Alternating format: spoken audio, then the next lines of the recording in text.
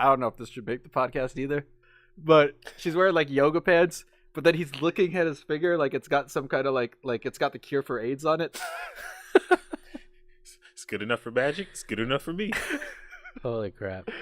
Can we cut this part out of the podcast? Can we?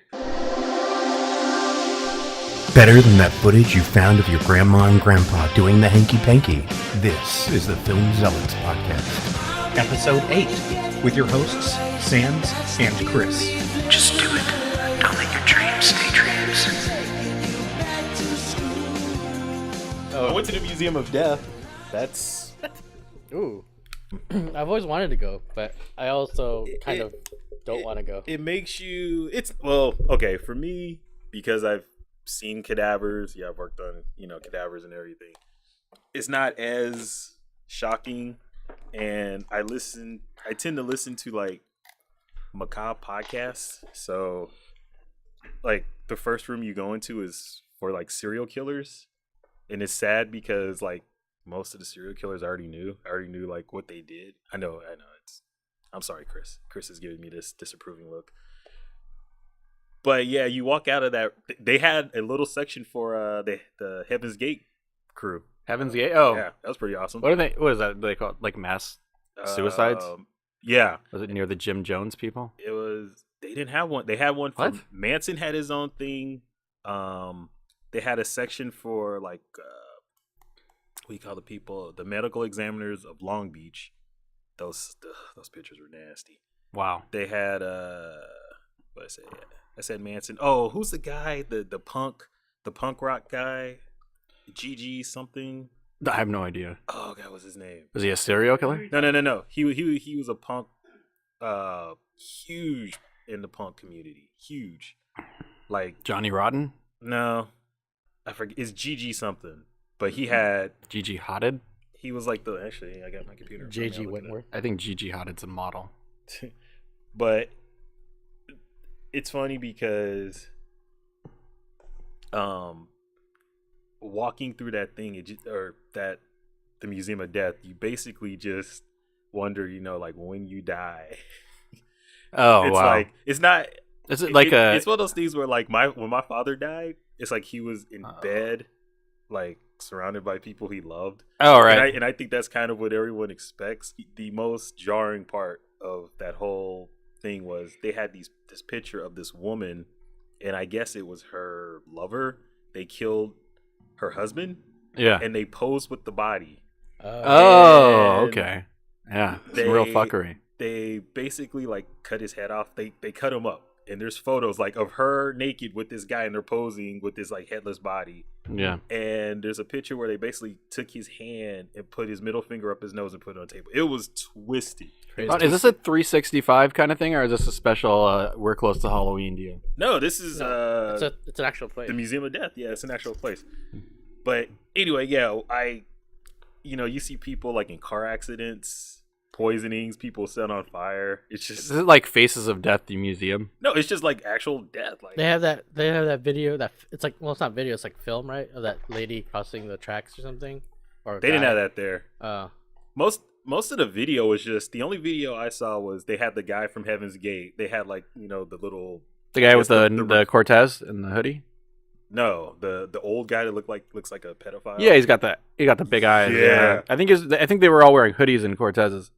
Oh, they had a nice property in RSF. Yeah, they actually have like, it's a room where you see like bunk beds and you see like mannequins and hoodies, and then in the corner you have the TV playing, and it's like his recruiting video. Yeah. So the only video they had was of him. They had one for Manson, and they had one on just like serial killers, and everything else was like just pictures.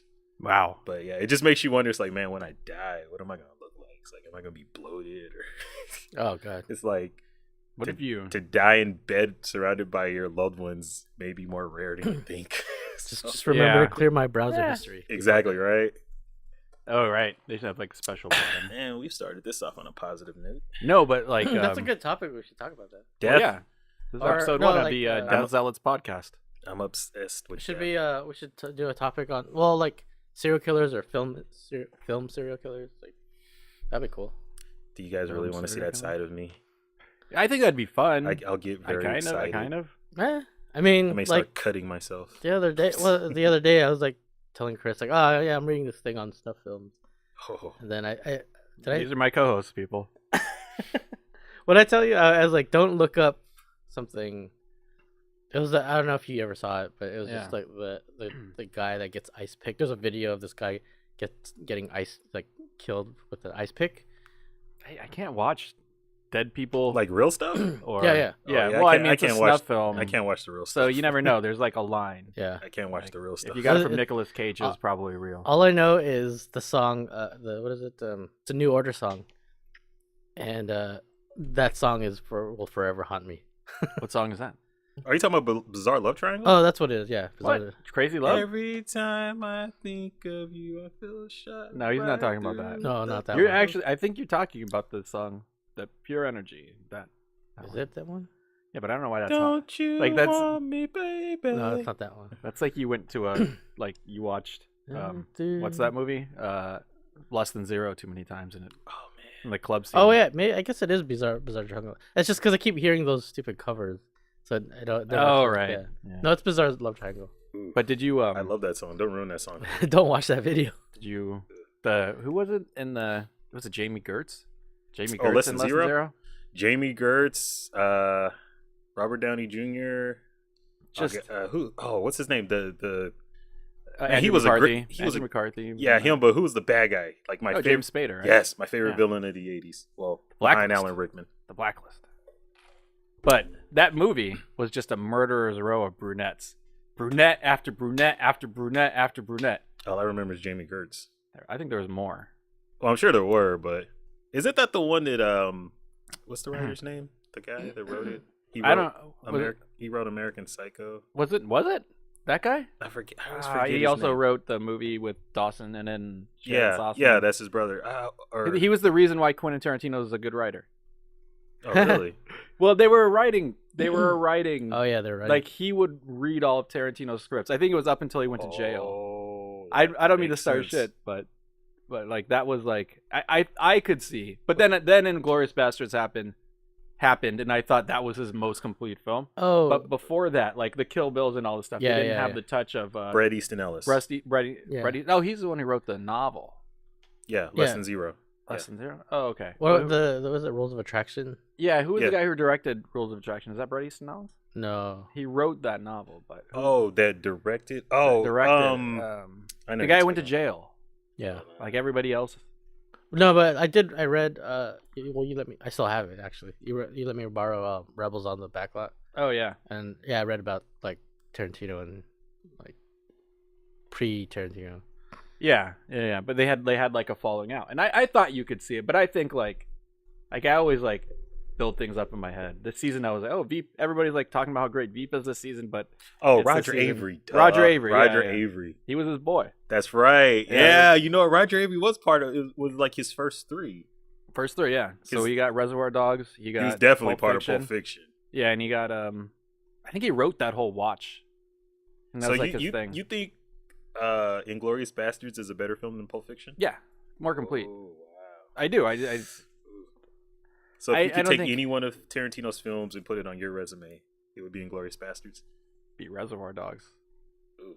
Okay, Yeah, I could go with that. Yeah, I couldn't like I love Reservoir Dogs. for that. that'd I be mean, the easiest especially to for the direct. money he made it for. Like making that movie for the money he made it for, and like how much of an effect. It's a really good crime movie. You know, you can't make crime movies for cheap. Yeah. I think it was $1 million.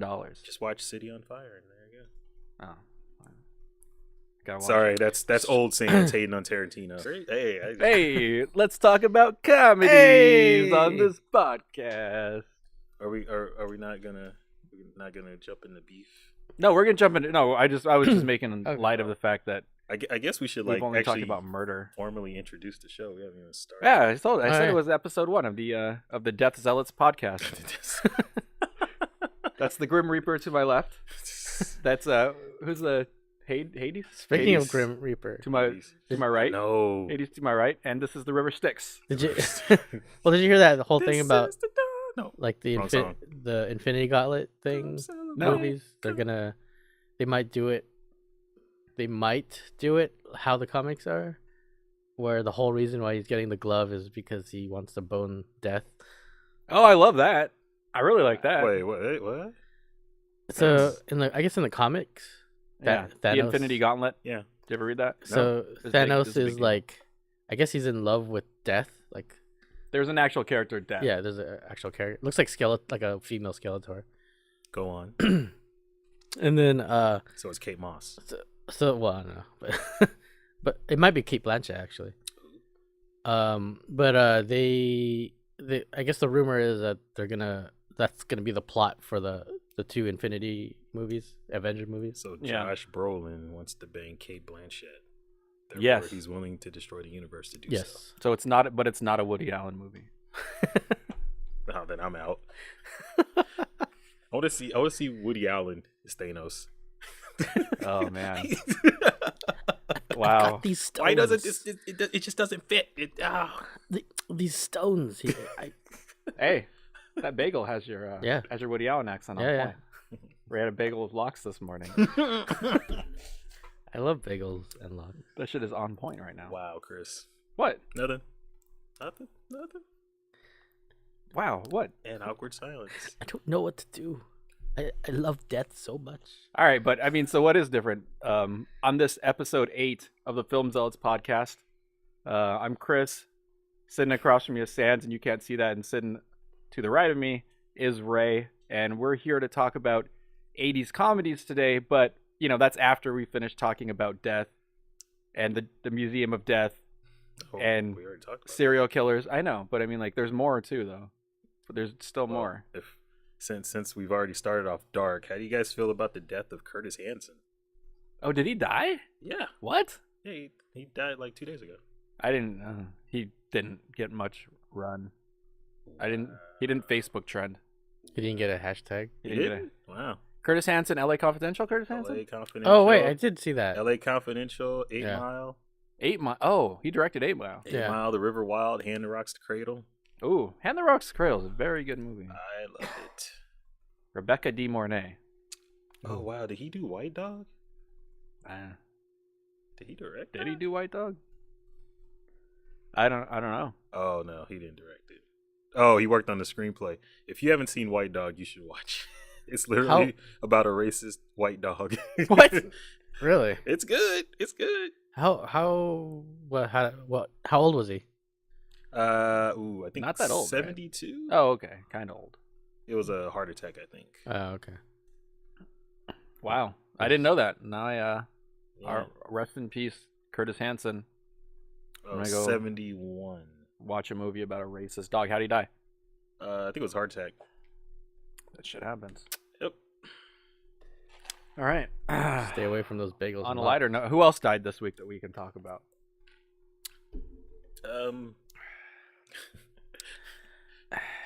You guys don't want to touch those police shootings, do you? I was gonna say.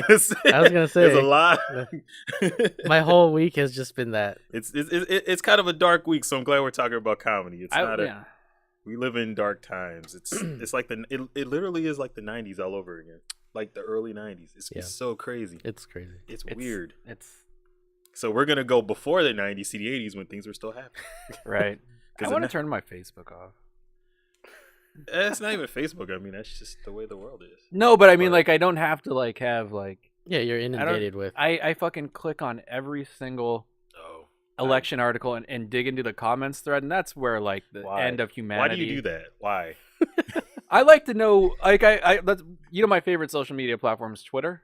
I like to know what the Well, zeitgeist is. well, I that like to makes know what sense. people are talking about, and it's all the same. It's all like, you know, like everybody's got their talking points and they just run with them, and it's just like, Build a wall. no, it's just like you post, oh, Trump's foundation stole $258,000. They used $258,000 of their own money, or paid $258,000. But Hillary Clinton's foundation is selling access to foreign countries. But Trump, though, like, it's just like all like there's no place where you either say like, oh, that's fucked up. Like, nobody can just say, oh, that's fucked up, and you know. Yeah. Like the defense is, oh, the other person though. Yeah, exactly. Yeah. It's exactly what the defense is. And I mean, drives me even nuts. on the news, like that's the surrogate's response is to like Trump stuff. Yeah. You know. Welcome back to the political hour, Chris and Ray. But hey, so what's different? We're taping this in the morning, and we're Yeah. not taping it. We're recording it. Because I took the day off from Did you? the day job. Yes. Oh, nice. But what was I gonna say? Oh yeah, and in other news, this is old news now. I know you guys heard and everyone else heard. By the time this is released, it'll be really old news. Angelina Jolie and Brad Pitt are splitting. Oh yeah. How do you guys feel about that? I can't believe I don't believe in marriage anymore after that. Okay, Chris. I'm not feeling any kind of way about it. I am reacting to the reaction. But I feel like did you see my whole thing when it came out was I bet you she's one of those moms who can't take like discipline. Like she doesn't believe in discipline, and he's from the South, so you know he believes in discipline because he like had it probably enforced on him. Midwest. Is he from the Midwest? I thought he was from Oklahoma. He was born in Oklahoma, raised He's in Kansas? Springfield, Missouri. Oh, Missouri. Missouri. Is that still the Midwest? We still call it? Missouri? Is it? No, it's Mississippi. I don't know. I'm just from there. We didn't call it the Midwest. Did you call it the South? No, it's not the South. Is it not? It's not the South. It's in the middle and it's It's west the Midwest. of the South. What is it west of? Why does everyone call the Midwest the west South? of- That's so annoying. Is it west of Mississippi? What? Because it feels like really east. What, the Midwest? Yeah, doesn't it? It's west of the Mississippi. That's why they the call it- Mississippi borders Missouri. That's why I'm saying. That's Yeah. why they call it the Midwest. Yeah, sure. Yeah. I don't care. West of, I don't live there. because it's got to be west of something. Yeah, But anyways, existence. I don't know. I believe that was the case, and then the story broke about him flipping out on a plane and beating one of the kids. I don't know what constitutes beating Damn. nowadays. Probably just light finger pointing. That's that Chris Holloway Yeah. discipline. That Tyler Durden on him. Yeah, You will not cry. He went Tyler Durden. She I thought she want was living you with. to punch me in the ear.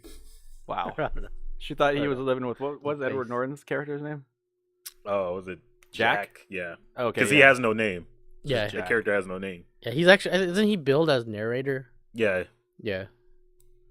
I don't know. I mean, that's anytime something like that happens, it's sad. Well, I'm happy.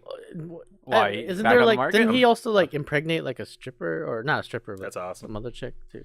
No, That's an acquired shit. it's rumored that he's messing around with was it Marianne Cotillard? No. Yeah, that's the rumor because they're doing a film together, and Jolie basically came out and said that she had a private investigator basically verify that him and I'm totally butchering her name, but I think it's Marianne Marianne. Cotillard. Whatever. She's French. Cotillard. She's Who like, "Let me is smell your married dick." and is pregnant. So Not with Brad Pitt's baby though. no, it's her husband. See, no, that's. I think low, she's married man. to the guy. I could be wrong, but I don't know if you ever saw Love Me If You Dare, but I think she's married to that guy. But I could be wrong. So anyway, That's super low. Yeah. but That's super low. If he's, but apparently it didn't happen. I don't know. I don't know. I'm just happy because now after they were dating 12, 14 years, Something like that. I got my shot. Oh, okay. I got my shot. You got your shot. Yes. She still looks great. Yeah. No, not her. I'm talking about Brad. Oh, Brad's single. Oh, okay. I'm happy. Yeah, Oh. I could see that. He's from Missouri. I'm from Missouri. You guys could have a nice life We together. both like football. yeah. Yeah. Think it could work? I think Probably so. go to some Royals games. You guys go to the Royals. Yeah. Yeah, you, Brad, and Paul Rudd. Oh, You- and Jason Sudeikis. And Jason Jason went to Sudeikis. KU. Oh man. That sounds like an amazing. Oh dude. That's like the new That'd be Rat so Pack. awesome. That's like an amazing Saturday. Oh man. And Don Cheadle. Don't forget him. Oh, yeah. And Eddie Oh Griffin. yeah, yeah. Chris Cooper. Oh man. I feel like Don Cheadle's the guy that everyone's gonna have to like look out for. It's like he gets like really drunk and it's like someone's got to watch him. What? I think so too. Yeah, I could see that. Ready to fight? Yeah. All right. So we're talking 80s comedies. I guess to start this off, what is your favorite 80s comedy? Is there like one? Because That's hard. I've been thinking about this all week. I Yeah. think I know Chris's. I wanted to do the. Oh. What'd you watch this week? Okay. Yeah, Scratch that. Oh, okay. This didn't happen. Can we? Can we? Did you watch anything? I watched Sully Oh, you did. in IMAX. He shot it on IMAX cameras. Did you know that? So So it's Get it right. so Get it's it. boring, or it's Get like it. it's a huge boring frame. Oh yeah, yeah. Right. Because Get the it. creators of the Blair Witch really have fucking a leg to stand on when they call something boring. Did you hear? That's a beef. Well, it's not really a Are you beef. talking about Wingard? Yeah. First off, Wingard is not the creator of Blair Witch. Oh, Second, right. Wingard sucks. And him and his little butt buddy, was it Simon Barrett, Yeah. and their little butt. Okay, I'm gonna quit hating. Let me stop. Oh, You take that out. So it's a good movie. I don't like Ty West either. apparently the beef is Sans and like the whole.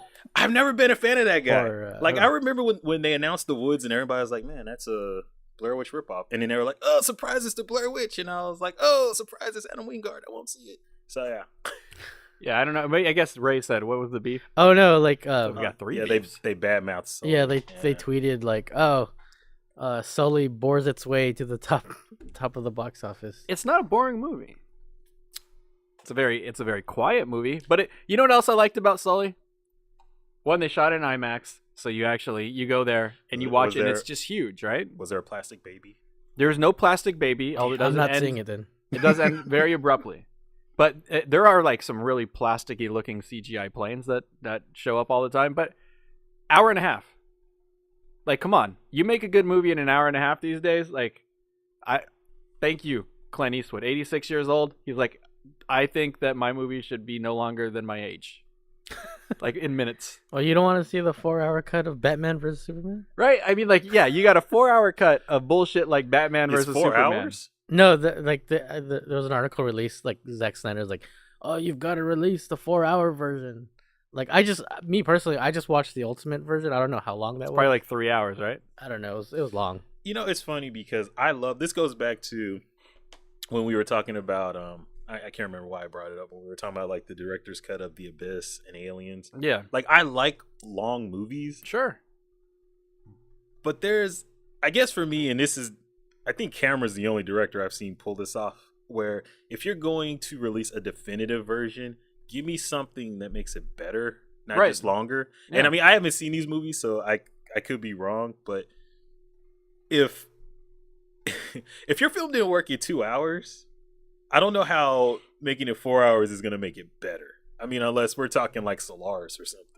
I don't get it. I don't. Yeah. That just means you didn't prepare properly. Yeah, I mean, that's just bad writing. It shouldn't Yeah. take that much to get a Right. story told. I mean, especially a Batman Superman. I mean, they made it work in the cartoons. Right. Yeah, no, I mean, I don't know how many pages the original script was, but pretty sure it wasn't like. The original Superman that Chris Donner made was 1,000 pages. Jeez. What? He made that work. Yeah.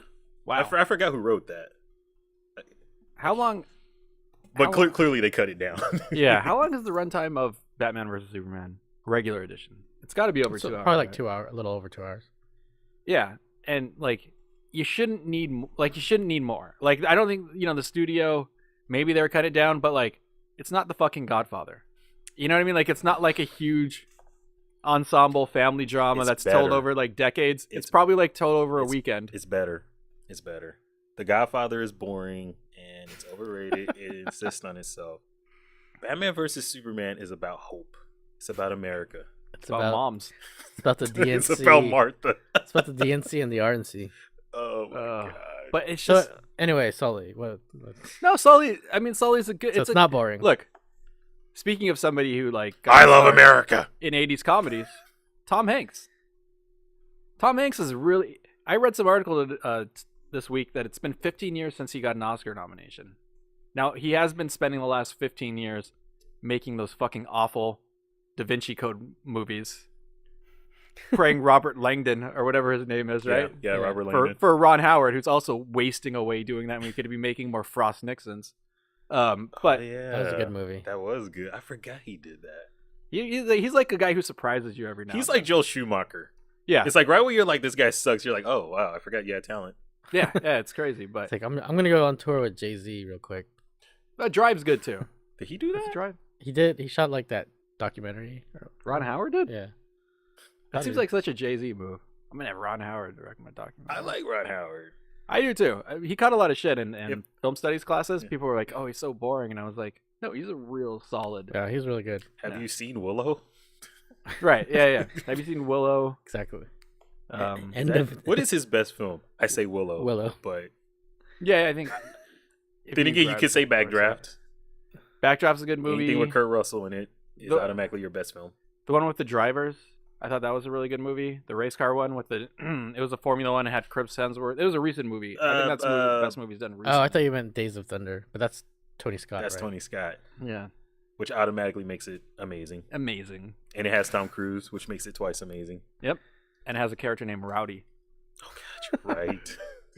And it has a very, very, very hot redheaded Nicole Kidman. Oh yeah, fresh off the boat. Yeah. Man. I think, I mean, for me, because of what I like in life, probably Frost Nixon. It's just a really great dialogue. Interesting. Yeah, it's a great dialogue movie, and it's just really interesting. And I've been fascinated by Nixon, especially as the Republicans move further and further to the right. Like looking at a guy who normalized relations with China, you know, and had a universal health care that looks a lot like Obamacare, but in some ways more liberal on the table, but also had the Watergate thing, and also, you know, and got us out of Vietnam, kind of. You know what I mean? Like, to me, he's an interesting presidency. It's an interesting presidency to look at, just and especially as a character study. So that movie for me is probably my favorite Ron Howard movie. That's the one that stands out, I think, for me. And coming back to Zack Snyder, he was the villain in Watchmen. Tell me Zack Snyder's not deep. Who was the villain in Watchmen? He was the president, right? Oh, Nixon? Yeah, it was during. Oh yeah, he was like a dictator. Yeah. Oh yeah. Tell me Zack Snyder's not deep. Yeah, Chris, you ain't ready. You should see the 5-hour edition of Watchmen. Oh jeez. I would watch it. No, I wouldn't. And silence. Shout out, Shout out to Shane Pialin. He's in that movie. Oh, in Sully, right? Yeah, he's in Sully. I saw that article that was posted. Did you see him? I don't know. He's like he was holding a plastic baby. I know. He was like the guy sitting next to Tom Hanks or something. I don't know. Yeah, there was actually a baby in the movie, and they like kept showing singles of it and that it was alive, just to get past the controversy. Like, I do like real babies. This one made it to work. Plastic baby stuck in traffic. This one, the real babies. This one gave itself an hour to drive through traffic. Oh man, but good movie. I don't think I watched any. I can't think of the last thing I watched. Oh, I saw. What did I see? Oh, I saw Don't Breathe. Oh, we had Adam on a few weeks ago, and he basically broke that down. I like it. Cool. Pretty good film. Yeah, I gotta see that. That's how you make a good horror film, Adam Wingard. Oh, it's like that's the Sam Raimi produced movie, right? As Fetty Alvarez. Fetty Wap. It has Fetty Wap. I was like, oh shit, I want to watch that. I don't like Adam Wingard.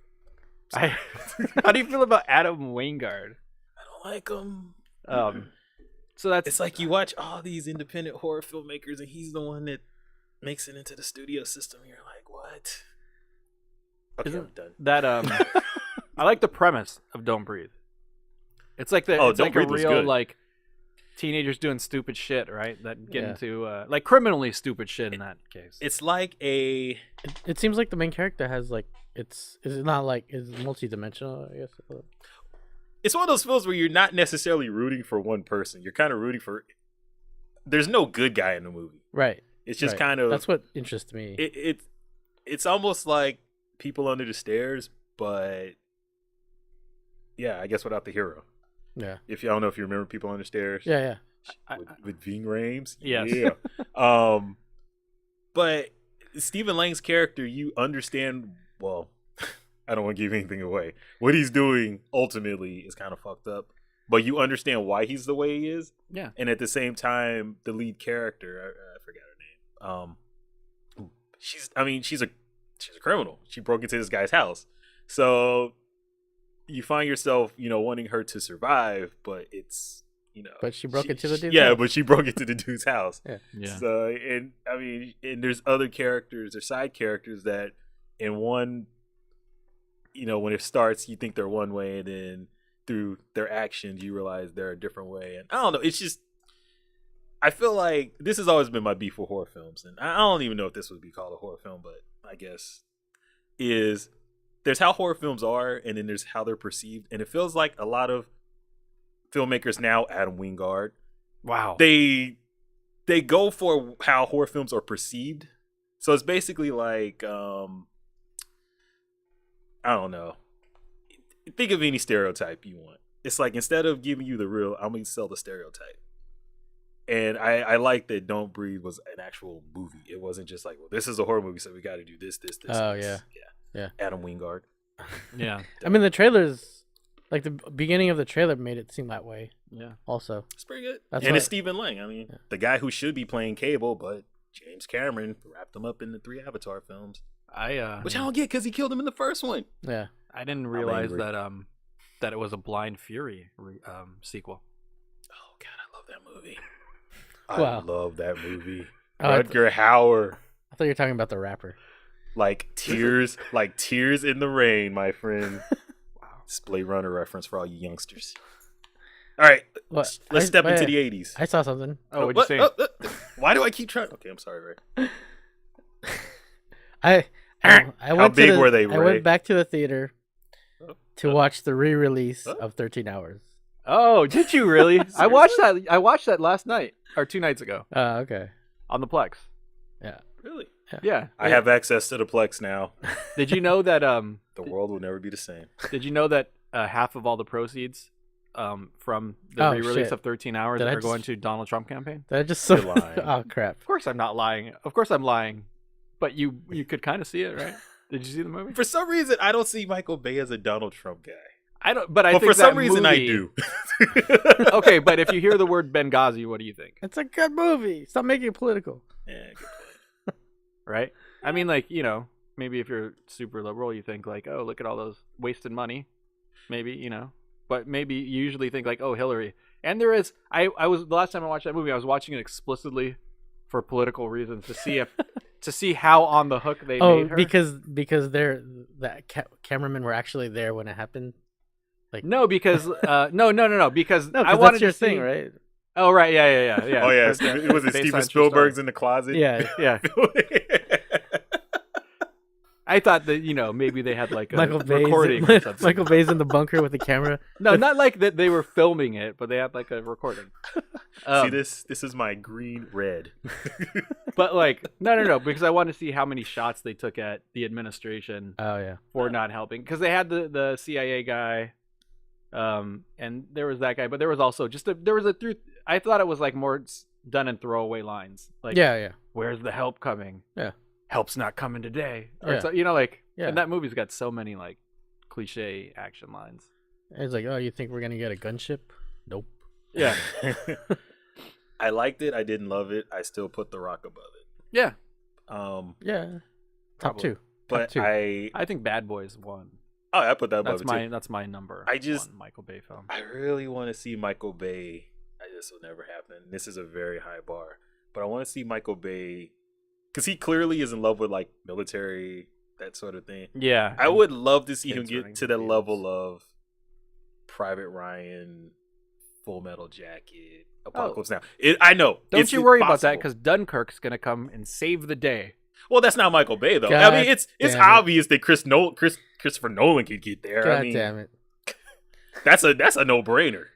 If they ever remade The Godfather, he's first in line. But if Michael Bay could accomplish something like that, I would be thoroughly impressed. Fucking stab you.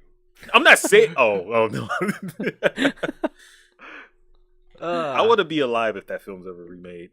I think I got really excited in the theater when we were watching Sully to see the new Harry Potter trailer, like the Harry Potter spin-off movie There's trailer. a new Harry Oh, Potter. the, What? what was The it? Fantastic Fabulous Creatures Beasts or and something? and Where to I Find don't know. Them. Fantastic. And it's Is like is that the one with the Ray called the Fantastic retarded X-Men? No. No. That's something it's else. Colin Farrell and Eddie Redmayne, and it's like Eddie Redmayne's from I'm already out. Britannia, and he comes to the United States in the 20s, and he's a magician in the 20s, and so you get to see, because I always thought like, well, there's all these magicians in fucking England. What's up with the United States? I want to see the magician Olympics and shit, you know. We got And so David they're gonna go there. Copperfield. And Chris Angel. Do not disrespect Chris Angel. and David Blaine. Oh, see, I would watch that I love Harry these- Potter movie if Chris Angel showed Oh, up dude. and just fucked With everybody his up. frosted tips just floating everywhere. Yeah, That'd be awesome. I do want to hear more about 13 Hours re-release though. Who'd you go with? Yeah, I'm sorry. This cat. I went with my I know it's roommate. killing me too. I went with Brennan. I just Oh. went with my roommate Brennan because he hasn't seen it, and we were gonna actually watch it on Blu-ray, and then I told him, well, because it did so well on Blu-ray. I don't know. I think it made like 40 million or something. Yeah. And they re-released it, and I told him, well, if you're gonna watch it, we might as well go to the theater because it's the only way you should experience it. Was it introed by Donald Trump? No. This film's gonna be fabulous. It's gonna be the greatest thing ever. I This guarantee. is the greatest. This is a true story of crooked Hillary. Now she let 4 people die in Benghazi. Oh man, if it started like that, I would pay. It was a Fathom event. I love Fathom events. Oh my god! So it played really well. It plays big. Yeah, no, I like because I watched it with you, Sans, and Did you watch this movie 3 times in the theaters? No, we watched it on the. Watched it twice in the theater. Oh, okay. Once with Sans, and then I think I felt like I watched it one more time, somewhere. So I watched it 4 times. Okay. America. But so you liked it just as much as the second? Yeah, I mean the like all the like the high points they still hit, but clearly since I've seen it before, it wasn't as effective, but it was still entertaining. Pablo Schreiber. Oh, Good in that movie. so good in that. Yeah. Oh, so I've got one more thing that I watched. Sans, you were talking about having access to the Plex. Yes, sir. So I wanted to actually, I had a conversation with Ryan Bintz, and Ryan Bintz is trying to do this film slate thing, and he's like, I want like a spring break movie, and I knew we were gonna have a podcast about 80s comedies, and I saw that there was a movie called The All American Bikini Car Wash, and it wasn't there's an 80s movie called The Bikini Car Wash. I was gonna say, okay. Yeah, but Alright, this was yeah. like a new recent one. Yeah, it's the new one. With that stupid guy that's in like every shitty Lampoon's movie. Yes. But it was it was kind of like a throwback to the 80s, but done. I mean, you could tell they did it really cheap, and so I admire that. I admire when people So try it to was a do. throwback to the 80s. Yeah, but but it was missing certain elements, and I couldn't put my finger on what they were. I mean, it had the boobs, had a ton of boobs. The fact that it wasn't Not 80s 30, boobs, but- 30 years ago. 80s boobs. You know what? Okay, never mind. They weren't 80s boobs because they were all like enhanced. Okay, I like to totally like changing the subject. I used to do another podcast, and we literally had a segment where we compared boobs from the 60s, 70s, 80s, 90s, and today. Nice. Oh, it's easy. And yeah, That's easy. I think we've had this conversation. Yeah, we've right? had this Okay, conversation. sorry. It's But my no, misogynist moment. I mean, for our listeners, Just look at them. Just look at boobs from those decades, and there's a difference. yeah. That's Yeah. it. And if you 70s and ladies 80s. listeners want to look at cocks from the 60s, 70s, 80s, 90s, aughts, and today, feel free to do that because we're not gonna. What? I'm just trying to balance it. I am yeah. way too No, caffeinated for No, this. you're absolutely right. Yeah, I'm not. Yeah. Whatever you want to look at. It's American. I'd actually Express like- yourself. I'd actually like to hear that opinion. Because have they changed? I don't know. I'm assuming everything's changed. Just sitting over here drinking my coffee. I mean, like NFL players in the 60s were, half the size of the Awesome. guys now. and twice as violent. Yeah, I mean, I'm just assuming, that's just human beings. I mean, we're gonna hit our max at some point. I don't know where we're going with this. Let's just stay quiet and stare at them. Let's go to Sands and 80s comedies. What were you saying about 80s comedies? Oh, I'm sorry. I'm rattled. No, I was asking to start this off. Do you have a singular favorite 80s comedy? Because there's too many for me. Yeah, I mean, there is a lot. Do you have a 3? Also, a list of 3? Also, Oh, what do you consider? Something that's clearly a comedy. Because I know there's overlap. Well, yeah, because that was here's the one because I was looking at a list of like best 80s comedies, and on that list was like Back to the Future, and Would that be a comedy? I don't. Bill and I Ted and Bill and Ted's.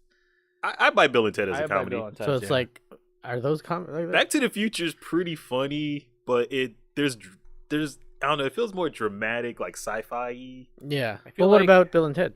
Bill and Ted's a comedy. Oh, okay. Yeah, Villains as a comedy. if your lead actor is a straight man, like like that's hard to like name. There are a lot of comedies where the lead actor is also playing it straight. Well, Yeah, like Steve Martin was amazing. Yeah, but in what was he a straight man? Wasn't he like Roxanne and Yeah, but he had the nose. Like the whole joke was like the nose, right? I mean, like, and he wasn't playing. I know, straight man, right? I know that there is an exception to your rule. I just can't think of it right now. I don't know. I like my rule right now until you point out the 55,000 exceptions, which will probably soon. But yeah, for me, I couldn't think of anything. I really think that the 80s was a time where comedies were abundant. There were just a lot of great comedies. Right, yeah. And there were a lot of great actors and ideas. And I think one of the reasons that 80s remakes don't go over so well is that, well, a friend of mine refers to it as the all or nothing days when everyone was coked up. So it was just like, fuck it, do it. And if you look at a lot of comedies that were made in the 80s now, they're pretty absurd. Yeah. They like, wouldn't be... like one of your favorites and one of my favorites, the John Cusack. Oh, Better Off Dead. Yeah, like that makes no sense today. Yeah. But it's brilliant. It's weird because you can't, as much as like, we kind of touched on this before on the podcast, as much as you think that like it's a timeless, like overall it's a timeless story. It's about a young guy who's he gets dumped by a woman who was his identity in high school. That happens a lot. Becomes insecure and then like rises back up from that, right? Like he has this humiliating moment, and that should be timeless. It is, and it's not as whiny as 500 Days of Summer. Oh yeah, fucking that's hate that not movie. even. Yeah, I'm looking at you, Ray. Well, what did I do? I've hated Joseph Gordon-Levitt since that film. Oh, JGL, don't. Yeah. Sorry, God, I'm getting negative. Sorry, but it's funny because that movie, that movie is cut that actually about. It's not a romantic movie. It's about him being a whiny bee. Sorry. Yeah, I mean that's the moral of the story at the end. Yeah. Yeah, but it's still like part. You still have to watch the whole fucking movie of him being whiny. Yeah. To get to the moral. This is my one Apatow moment, Chris. Cherish it. 40-year-old virgin got it better. He wasn't whiny. Oh, I see. Yeah. It's pretty good. Why did we just leave the 80s? I don't know, but as what you were talking about with 80s films, I mean, I started to think about like why did we end up going away from that? And I think it's just CGI. I mean, like for the most part, I think that like when movies could become bigger, that they became bigger, and like you stopped making bets on like your comedies. I think it's different. I think, well, I mean that could be part of it, but I think another factor is in the 90s it was all about being real, being gritty. Like you remember the early 90s, it was like 80s. What are 90s comedies? 80s. Well, I think just film in general, but I think in the 80s things were still exaggerated a bit. Yeah. And it feels like in the 90s everything was all about realism. Yeah, so, like the grunge. Yeah, the grunge. Yeah, it's kind of like it was no longer cool to listen to hairband music. You had to listen to Nirvana, and I think that mindset was everywhere. And I'm trying to think, what were big comedy? I can't think of any big comedies of the early 90s. Yeah, it's weird, right? But I'm pretty certain. No, Dazed and Confused, was that the early 90s? Is that a comedy? It's a coming of age film. Yeah, it's kind of funny. Yeah, it's not a straight comedy. Yeah, it's not a Operation Double Drop. Oh, Groundhog Day. Groundhog Day. Yeah, but see, even that, like, that was a great comedy, but it has that moral, like in the 80s, it was just pure comedy. Yeah. I feel like there's that, Bikini Car Wash. It needs a deeper meaning. I think that kind of, yeah, made its way into film in the early 90s, which there's nothing wrong with it, but. Yeah.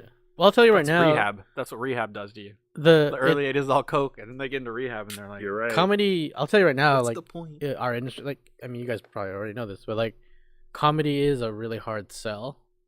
And, so a lot of, in terms of business-wise, like, distributors aren't really going to pick up comedies that easily unless you have a huge cast and you have, like, a proven, your cast is proven to do well in comedies.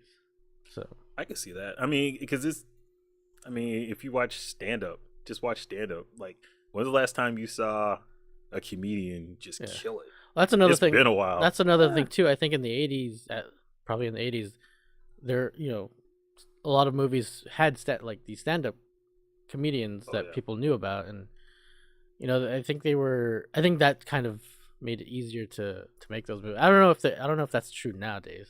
I feel other than like freaking Kevin Hart movies. I feel like there was both a lot of stand-ups that translated well to film, but even again, I can't think of any names in particular, but even in all these comedies, and you don't see this so much now, maybe with like the Seth Rogen and Jonah Hill films, you see it, but in the 80s, it wasn't just the lead, it was like a funny cast. Yeah. It's like an ensemble thing. Yeah, it feels like a lot of comedies right now, they don't really get that down. But I think like the Seth Rogen, those guys, those they get it down, which is probably why those are the more successful ones. Kind of like how Adam Sandler's films used to be. Right, yeah. Oh, those are your 90s comedies.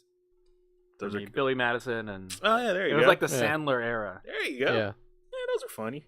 Some of them. Those are very funny. Well, the first two. 3, maybe. 3, 4.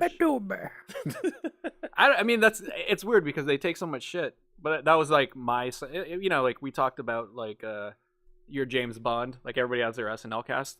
That was my SNL cast, was the Sandler, Hartman. Yes. Like Norm Macdonald doing Update, even though those kind of didn't. He's like, the best one. Kevin Nealon, Norm Macdonald Update era. And those were... And so like when they took so much shit for those comedies, I don't know. I mean, I thought they were...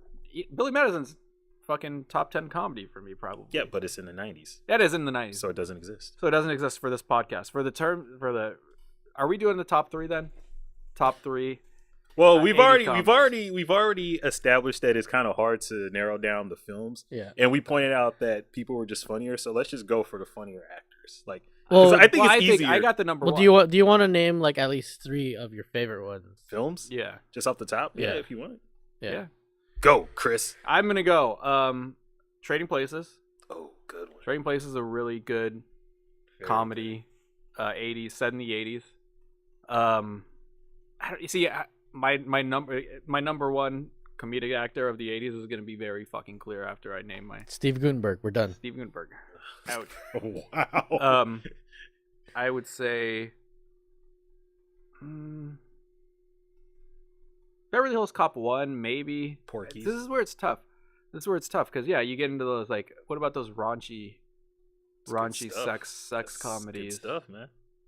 See, I don't want to be pretentious and say Caddyshack because honestly, I watched Caddyshack 2 more. Well, I mean, what about? Just is Caddyshack being pretentious? Really? No, but like saying like well, that's for me it would be because I'd be lying because I know that it's like that's the answer that people would say. Really? Yeah. Right. Caddyshack's like is that like the gold standard of comedies for the 80s? It's up. I think it's up. I don't know if it's the gold standard, but it's like when people say. I mean, it makes sense. I don't know if it. All right, let's do this. Let's go around the table and name ours so I can get my phone out and Google and. Just off the top of your head. Off the top of my head, that's the thing. I don't. That's the well, ones you said Trading Places. Places. That's a good one. It's more like that's a good one. It's just more like when you think of 80s comedies, that's the movie you go to. Trading Places. Eddie Murphy, Dan Aykroyd. Yeah, good film. The 2 guys from the Muppets. Oh yeah, Waldorf. I always forget the other guy's name. Waldorf and something. Yeah. Well, Don Amici and the other guy. I forget. Yeah. Jamie Lee Curtis with just an excellent set of 80s boobs in Jamie that Lee movie. Curtis, like her. Excellent. Okay. Yeah, and just a real solid, fun movie. It's got the train scene at the end, New Year's Eve, where they're all partying and. Oh, Trading Places. With a crop, crop report, yeah. So no, for some reason I switched in my head to Coming to America. Oh yeah. I like that movie too. That's because remember it's on the subway where she throws in the ring. Okay, sorry. Yeah, that's a good one too. No, it is a good one. That's a really good one. For me, I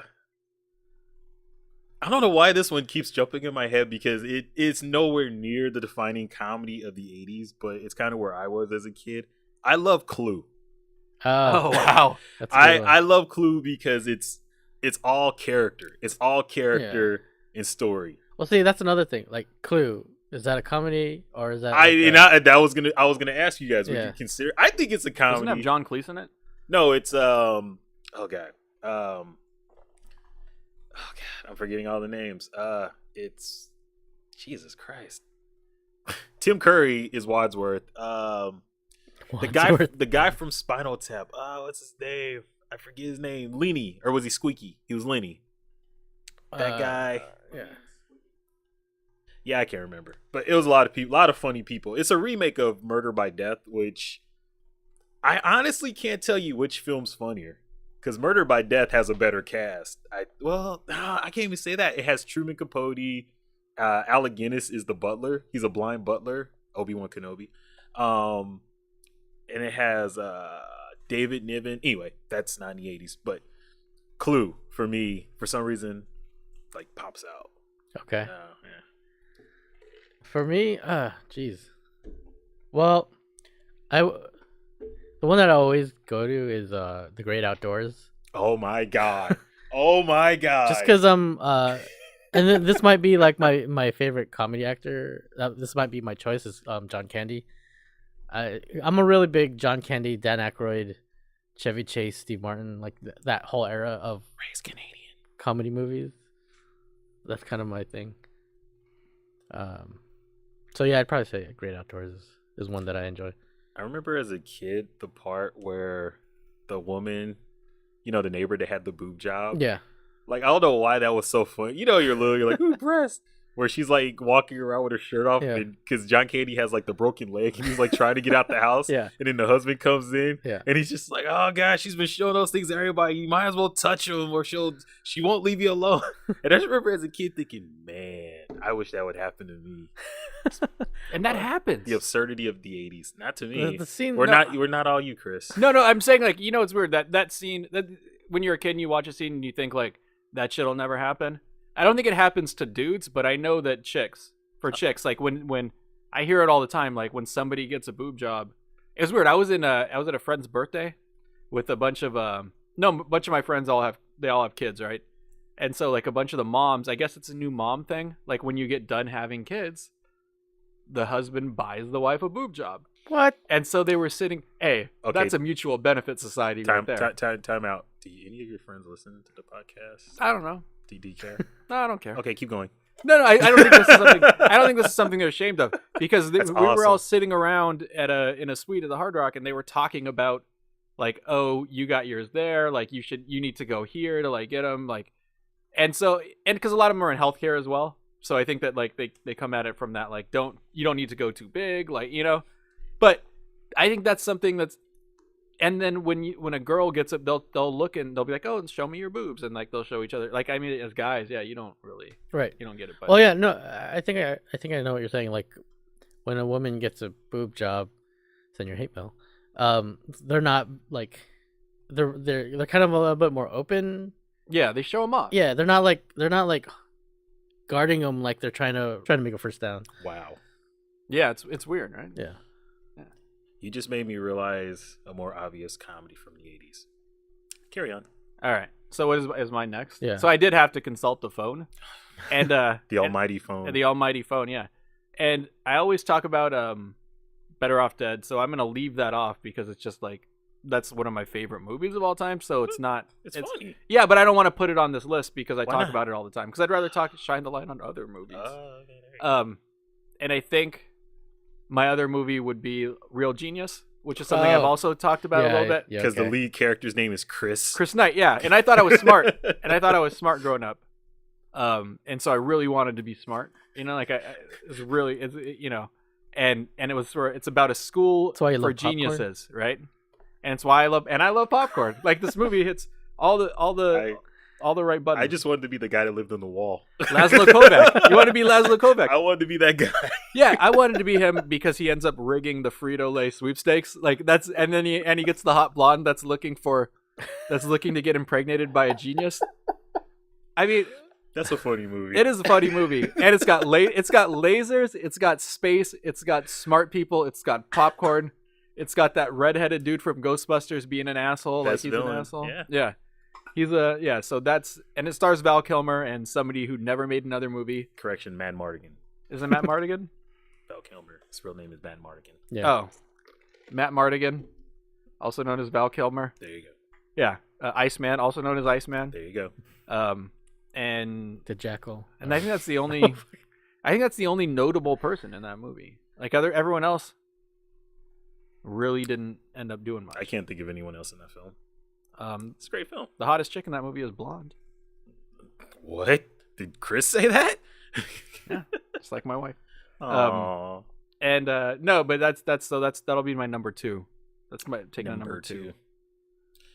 It's funny because when you mentioned Caddyshack, I mean, I get that Caddyshack would be. Okay, now I'm second guessing because Caddyshack I feel is a pure comedy. Would you consider The Breakfast Club a comedy? You know what? I don't know because it was on that list too, and I was like, I don't know if that's a comedy. Because I feel like that's one of those standouts from the '80s. Maybe that's not a comedy. Here's one that I think you're missing. I'm going to show you my phone that I think that would be on your list. Just knowing you as a person and as somebody who watches film. I'm afraid. Is that on your list? Holy shit! Right? Would that be 87? Is that a straight comedy? It's a comedy as much as anything is a comedy. Christopher Holloway, you do know me. Raising Arizona. Oh. And it's funny because the first time I saw that film, I literally laughed. I ran out of breath laughing. I'm not lying. It's a smart movie too. It's just so absurd though. There's a lot of things in that film that happens and you're just like, what the hell? Yeah. That's the whole chase scene where he's like, I'll take these Huggies and any cash you got in the register. When he's just walking down the aisle with the pantyhose over his face. Oh right, yeah. And the whole time you have that music. It's a funny movie. Yeah, Raising Arizona. Oh, okay. That's number 2 and 1. I'm done. I'm done. What about 3? Still got to get to 3. No, that counts as 2 films. Oh, okay. Oh, you know, going back to Great Outdoors, the reason why that movie stood out to me was that scene with the old 76er or whatever. The steak? The steak. Yeah. Was that the Great? Oh, that was the Great Outdoors. Yeah, I love the. I think that's right because Dan Aykroyd was it his brother? Yeah. Okay, that's right. I think ever since I saw that scene, like I've always loved food challenges. There's nothing on that plate but grizzle and fat. Yeah. You know what's funny? You know what's sad? And this kind of tells you about the Midwest. As a kid, when I saw that and they looked all gross, I was like, well, that is part of the steak. Yeah. Like true. It made sense. Okay, I'm from Kansas City and we eat the fat. So who doesn't eat the fat on a steak? That's the whole fucking reason for a steak. To me, it made sense that you would eat it. And okay, I'm not body shaming, but I just figured, John Candy's a big guy. Why would he not want to eat? No, sorry. Oh yeah, no, I was the same way as a kid. Like I didn't get why that was disgusting. Yeah, I saw that and they're like, "Oh, you don't eat that," and I was like, "I just ate that like yesterday." Yeah, a bowl of grizzling fat.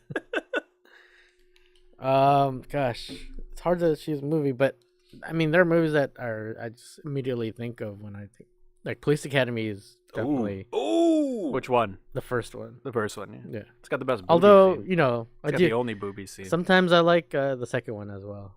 Sometimes. Which one's the second one? The second one's where they changed the commandant, right? It's second one, their first assignment. Yeah. Wait, which one is Kim Cattrall in? She's in the first one. First one. Kim Cattrall, Porky's, man. Yeah, That's starring Steve Guttenberg. Kim Cattrall had a run. Boy, I'm telling you, she did. Oh yeah, Big Trouble She did. Little China. Only reason you could even watch half an episode of Sex in the City when your wife or nostalgia girlfriend wants to watch is like Kim Cattrall. Like there's an 85% chance that Kim Cattrall's getting naked. Oh, she got naked on that show? She get naked all the time on that show. Really? I was like, right? I never watched it. I don't know. Is that still on HBO? No, that HBO went off Go. around the time of Sopranos. It's on HBO Go. HBO Go. That's when HBO was killing it, dude. Still killing it. We need to do a show on HBO. I think we should. Their catalog is insane. Yeah. Anyway, sorry. But yeah, Police Academy. The reason why, maybe that kind of goes back to that ensemble cast. Because Police Academy, like Tackleberry, yeah, Hightower. was it Michael Winslow? Oh yeah, Motormouth Jones. Yeah. God, like it was just a bunch of characters. Who else was there? There was a. What was the? In Police Academy 1, there's like a Guido. Was there? Yeah. Oh, is that the one that ends up with the trainer? Yeah, he ends up with Callahan. Yeah. Oh gosh. Yeah, there's that dude, Yes. and you know what it reminds. It was like Sweet Chuck. Sweet Chuck. Yeah. He's actually in part one. He owns a store, right? Yeah. And like that's He's my part favorite. two is when he becomes Wait, he wasn't. No, Bobcat Goldthwait is my favorite. Wait, was he was a bad guy in the first one, right? Yes, Yeah, he's a bad guy. He's a bad guy in the one. first one, and then Nikki Cox married that. It's about a riot, right? Like Yeah. the climax of that movie is a riot. Yeah. That starts because the guy with the glasses fucking steps on somebody, right? It's like one of those great 80's gags, right? Like where he steps on somebody and like somebody drops a plate of glass. And like it's like a what's that thing called? Like a Rube Goldberg machine that starts a riot. Yeah. That's yeah. so good. And you know what it felt? It's a police movie, but it's kind of like a frat movie. Oh, That's what it totally. felt like. Totally. Yeah, it definitely has that frat feel. Yeah. Totally. And I remember that scene where that's the first one, I think. Is it the first one? Where like Proctor, like they go into that club, the Blue Oyster. Yeah. Dun, dun, dun. You know what? It's Right. Yeah. watching Police Academy. There are two.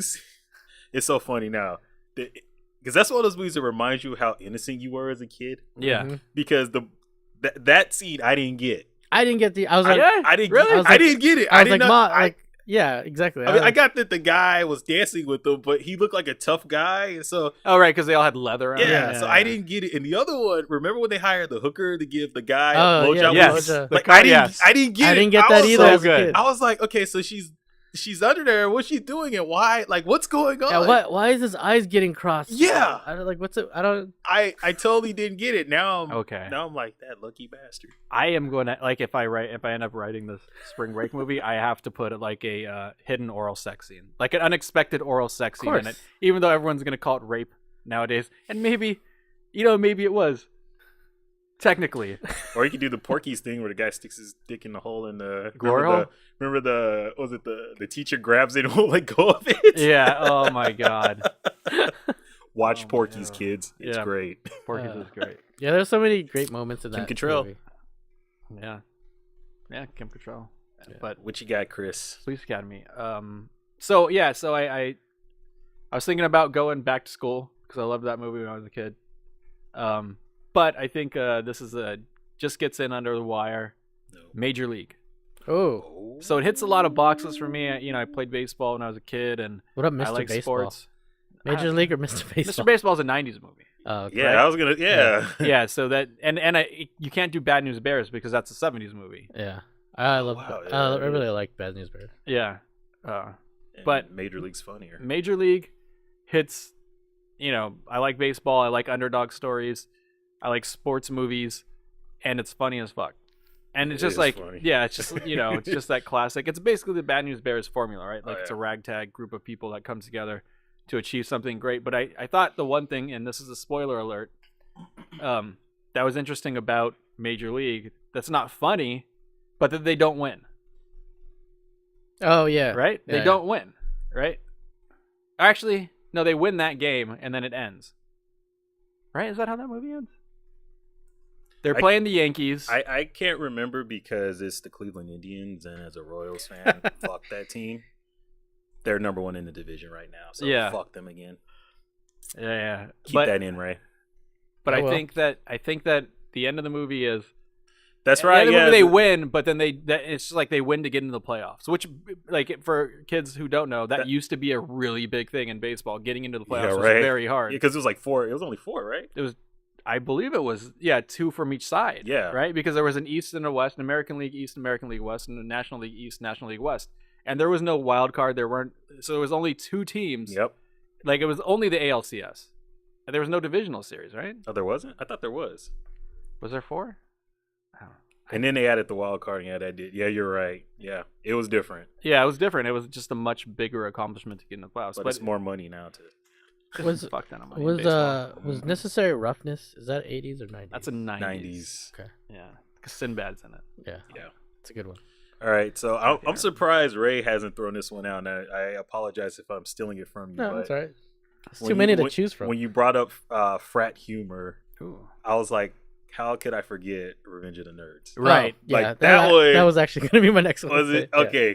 That's Because a good one too. Revenge of the Nerds. I mean, that if you want to talk about like the teen A part of comedy, I Very think good. Porky's is good. Porky's is funny, but I think Revenge of the Nerds kind of perfected, because there's actually a story there. There's characters there. It's actually a good. I mean, not that really mattered in at that time, but it's there. But I love that film. Wasn't the villain Darcy? Jefferson Darcy. Yes, yes, it was. Ted C. Clark, is that his name? Or Ted McGinley? Ted McGinley, yes. Yeah, because when he came on Darcy. when he came on Married with Children, I was like, holy shit, Revenge of the Nerds. Stan Gable. I just remember that guy from he was on Happy Days. Oh yeah. And The Love Boat. Yeah. But yeah, Revenge of the Nerd, it has everything. And again, this is when I was a little kid. That was the first time I saw a woman's pubic area on screen. Because remember, Booger's like, Bush is out. We got Bush. And I was like, oh, huh. But. Oh, Booger. Yeah. I mean, and that's another one, like you were talking about Police Academy.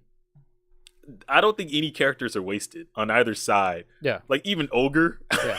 Oh, man. Nerds. So good. There's that scene where he's like taking a piss and it's like taking. Oh yeah. Oh right. Yeah. And I just feel like The Nerds. That's one of those films that they nailed something so perfectly, and everyone else has been chasing it. And I can't think of too many films that have come close. But it would just—it's a frat comedy. It's just another movie that gets slaughtered if they tried to release it today. Oh yeah. Right? I mean, like the closest is like, oh god, what's the Vegas film? The Hangover. Like that's the closest, and I still think that was an anomaly. Yeah, but those are adults. But I know, but that's my point. That's my point. I think that was an anomaly. I don't know that. I mean, I guess if you got Eye Candy, well, it may, but I don't think it would be the hit. No, yeah, you're right. It would. No, I'm just talking. That's the thing, though. It wouldn't be a hit. That's the thing. Like, I know we talk about like 80's, everyone's coked up and they just do whatever. Yeah, it's good. But I think you also have to kind of look at, there was some attempt at story, because when you look at stuff like, you're saying, can that movie be done now? I think they've attempted to do that. If you look at all the National Lampoon stuff and all those like low budget comedies that are on Netflix, they're essentially trying to rip off the same plots, but they're doing it so unsuccessfully. Yeah, but I just think, and like my question is, what's the different? Like, what are they doing different? Go ahead. No, go ahead. I was gonna say I'll go one step further, because like I'm a huge Asylum fan. Yeah. And one thing about the Asylum is they do comedies as well as those, the mockbusters. Their 80's comedies are spot on. Well, they're not even 80's. They're comedies, but their comedies are spot on to what, like those films. If you took those films and went back in time, they would make money. Mm-hmm. I don't think it's that the filmmakers are doing anything wrong. I think times just change. Yeah. Well, yeah, because what's funny changes, right? So like if you sat down like a teenager inside Revenge of the Nerds and you showed them, like, a lot of the characters are somewhat stereotypical. Like, they're stereotypical nerds, and like there's this whole like reclamation from smart people being nerds or whatever. Like you have that whole nerd revolution. Yeah. You have a scene in which they do a panty raid. Oh yeah, right. Yeah, and you get fucking roasted. And the scene where they're watching the women. Yeah, where they're watching the women, and then there's the scene where he hooks up with Betty when he's pretending to be somebody else and he fucks her. Like, you're just gonna get like, you couldn't release that movie in this atmosphere, like, because we just laughed. We're like, oh, he's gonna, and then, but nobody thought of like there's just too much politics in it. And I think it's just because back then we were still more isolated. I think the internet has, like for instance, those films, that and Porky's, and I can't think of any other films. Like, I guess Meatballs is another one, where, at least for the guys, we watched it just to see tits, right, or breasts. Yeah. And along the way, we realized that it was funny. Yeah. So that's why because there were a lot of Teen A films. Those are just the ones we remember because those were the better ones. Just a ton. But like Chris is so right. A lot of that stuff, oh man, it would be skewered. You'd get yeah. But what about, like those, what is it, the stuff with Nikki Ziering, like all those shitty low budget movies? Do they have that kind of, like? Well, the Asylum films do. They have like what people would call sexual. I mean, what if happened in real life would be sexual. I guess assault. what I'm saying is it's a misogynist. Yeah. I guess what I'm saying, it's still it's a sex comedy, mm-hmm. but it doesn't play as well as like something from the 80's. But I think Chris nailed it. It's like the mindset of people. Yeah. I think we're just more easily offended nowadays. It's true. Like there's like you're talking about like the stereotypes and like the nerds, and there were stereotypes all through the 80s, but you could kind of laugh at them. Like that. Yeah. That's one of the things that made Eddie Murphy such a big hit, is because he basically made fun of the stereotypes that were placed on, young black men at the time. Whereas today, it'd be a little. I don't know. But then like, how come I could watch a Penny Raid from the 80s and a Penny Raid in a present movie and not have the same effect? Because the first time you saw that Penny Raid, you were at a different point in your life, and it stayed with you. Like you saw Revenge of the Nerds when you were probably like 9, and it's that moment in time, and you carry it with you to now. Yeah. Whereas when you see this new film, you're just thinking, well, it's not Revenge of the Nerds. Yeah. Or how about like, because like in Revenge of the Nerds there was still like a story about in there, but then when when the present comedy tries to kind of put that in there to make you like care about the character, like how come it doesn't hit as the same way? I think it's the same thing with Stan says. I think it's where you are in your life when you watch a movie. Like you've seen so many more movies, so like it's not going to resonate the same for you. But I guess your initial reaction to Stranger Things would kind of like prove me wrong, because I seemed like when you sent us the text where you're like, I'm home, like I see these 3 things, D&D, bikes, and guns. Like it felt like it kind of brought out that same kind of feeling, but I don't know. I mean, I guess that would disprove, but it wouldn't maybe necessarily be completely disprove it. I don't know. Yeah. Or what's the difference between the old Bikini Car Wash and the new Bikini Car Wash? I think it's like what's that that cave that Luke goes into in Empire Strikes Back? Remember the cave where when he says what's in there, and Yoda's like, only what you take with you.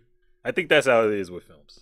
Sure. I think no matter how genuine these comedies are, if there is such a thing, you're going to refer back to the first time you saw it. Yeah. You see a cool action scene, like you see a robot crash through a building. You're going to think Transformers, even if it isn't Transformers. You see like a kaiju, you're going to think Godzilla, even if it has nothing to do with. I mean, I'm sure when you saw Pacific Rim at some point, you're like, man, Godzilla should be in here. Right. So I think that's just how it is. Yeah, because I don't think things are getting worse. I mean, I think that there's some reasons why things are getting worse, but I don't necessarily. I'm not one of those people that believes that. Well, I'm not saying it's getting worse. I'm just saying like. Is there? I'm not saying there is, but is there a difference from what those filmmakers are doing versus the filmmakers that made a similar film in the 80s? I don't think there's no. I think it's just, they always say comedy is the thing that changes the most. You know what I mean? Like comedic tastes change so much. I believe that over time that was our comedic taste. Yeah. You know what I mean? Like that just played to our sensibilities. But somebody who's watching, sadly for people that are young now, like you really have to dig to find, like you said, because they're not releasing them. You have to really dig to find these, like tentpole comedies or whatever.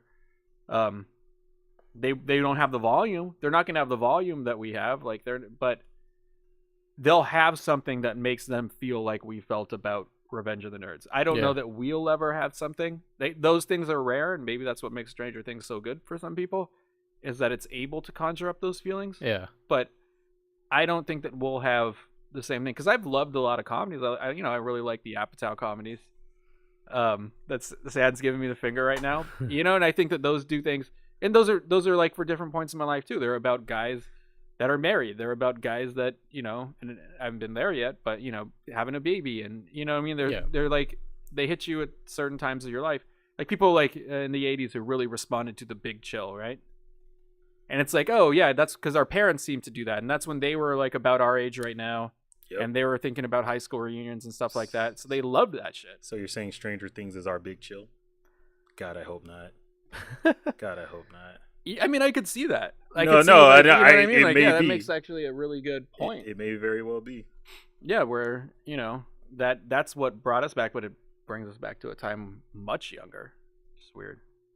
I would say, like, to your point, Ray. Look at these two movies. I think they're both on Netflix. They were. They might not be anymore. But look for a film called Alpha House and a film called Bachelor Night. Yeah, I've seen both of those. You seen those? Yeah. They both of those. I think they're both asylum films. I know Alpha House is, and those films would fit perfectly in the 80s, perfectly.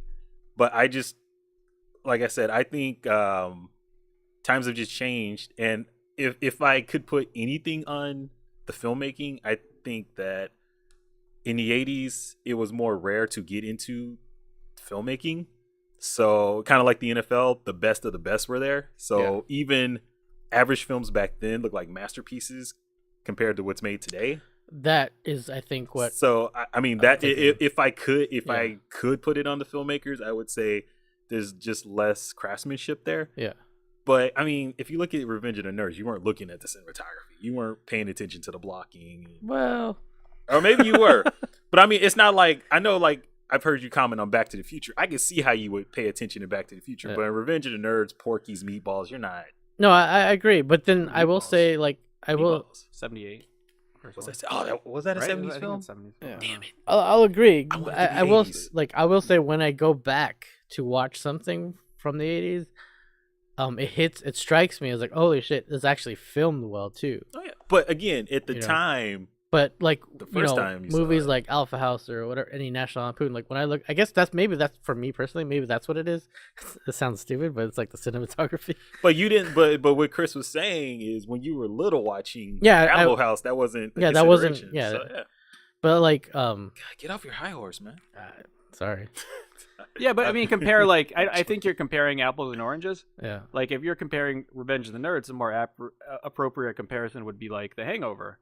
You know, it's something with some budget behind it. When you're comparing Alpha House, you need to compare it to like Hunk, or like Nice. Private Resort, or Yes, you know, Hard or Bodies. like, Yeah. or Hard Bodies. Like, Yeah. and those movies are Yeah, filmed very, great. very- You know, like, and they have, you know, they probably have proportionately bigger budgets than what they're giving people Compared at to Asylum. Was Weekend at Bernie's an 80s film? I think it might have, snuck in like It's like a 89. late 80s, maybe. What about Mannequin? That was I love the 80s. Mannequin. Mannequin. I love Mannequin. Kim Cattrall, man. God damn. I don't know. Hard Bodies was good though. Hard Bodies was Hard awesome. Bodies was good. You got the BBD there. You got the bigger, better deal, right? The BBT, that's right. That's all women are looking for, according to Hard Bodies. They're looking for the bigger, better deal. Oh man. Um, I guess we should move on to our favorite actors. Ray kind of took my thunder because John Candy was going to be mine. Oh. But since I have to be different, I'll figure out someone else. Mannequin's 87. Oh wow, nice. Oh, A year go ahead. after Big Trouble in Wow. Little China. Man, Ooh, that's an action movie, yeah? it's funny, but I don't know what Big Trouble in Little China is. It's like all over the place. It's fantasy, action, comedy, I guess romance. I have my I think he's my favorite, and I think it's the right answer. I think Eddie Murphy is the king of the 80s comedy. I mean 48 box Hours, office wise, yeah. 48 Hours, Trading Places, Beverly Hills Cop 1 and 2, Coming to America, The Golden Child, Harlem Nights. Wait, was that? Is that That may have been 90s. Yeah, That The may have Weekend been at Bernie's 90s. 89. That was a good one too. Yeah, I mean Eddie Murphy was probably the undisputed king. Would you put Bill Murray right behind him? No, because I think Eddie Murphy went on a better run. Because I think But I Eddie mean, by Murphy who would you slot behind him? slot behind maybe Chevy Chase. Chevy Chase I had a was good. gonna he say did Chevy. have a I was good gonna say run. Chevy Chase. Yeah, Chevy Chase did have a good run. and he had a kind of like a similar like Bill Murray never got to do the action guy thing, right? Chevy Chase got to do Yeah. kind of like the cool hip Fletch character, You're right. like which is weird because he ends up Wait, playing. was that Chris him? Hawthorne. Was that him in High Spirits with Daryl Hannah? Was that? I think I think it was Chevy Chase. I had a thing for Daryl Daryl Hannah back in the day. Yeah. Yeah, I mean it's Steve Eddie- Guttenberg was the king of the box office. he made some memorable films. Yeah, I think Eddie Murphy definitely is the king, if you want to say king. But as a kid, I mean, I liked Eddie Murphy, but I hated The Golden Child. It was Gutenberg. There you go. Go ahead. I mean, I didn't hate it. Honestly, you know what? Let me step back. As a kid, I did like it. Victor's gonna hate you. But the older I get, the less I like it. Though it did have the villain was awesome. And the Freaking female lead. Freaking Tyrion. Not Tyrion. God, what's his name?